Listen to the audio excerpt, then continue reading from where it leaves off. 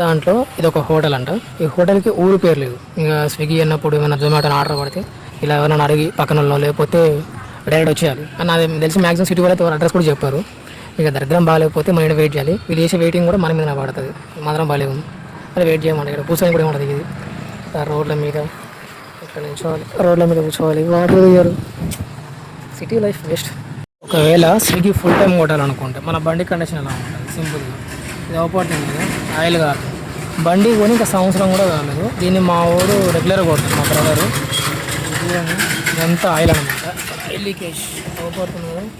ఎంత ఆయిల్ అంటే దీంట్లో ఉండే సీలింగ్ ఇంజన్ ఆయిల్ పోస్తాం కదా, ఇంజన్ ఆయిల్ మొత్తం సీలింగ్ అనేది వెళ్ళిపోతూ ఉంటుంది. బండి తిరిగి తిరిగి వేడికి స్విగ్గీ కానీ ర్యాపిడో కానీ ఏదైనా డెలివరీ సంబంధించింది ఏది కొట్టినా కానీ ఆటోమేటిక్ ఇలా అయిపోతూ ఉంటుంది. ఈ వేడికి లోపల ఉన్న పేపర్స్ ఉంటాయి, ఇక్కడ స్టిక్కరింగ్ ఉంటుంది కదా, ఆ స్టిక్కరింగ్ కాలిపోయి ఖరాబ్ అవుతుంది. ఎన్నిసార్లు పెట్టేసినా అది ఉండొచ్చు పోతే పోవచ్చు. ఇది పరిస్థితి. బండి ఖరాబ్ కావడం తప్ప ఏం లేదు. దీనికోసం మా 1,50,000 పెట్టి కొన్నాడు దీన్ని. టీవీఎస్ రైడర్.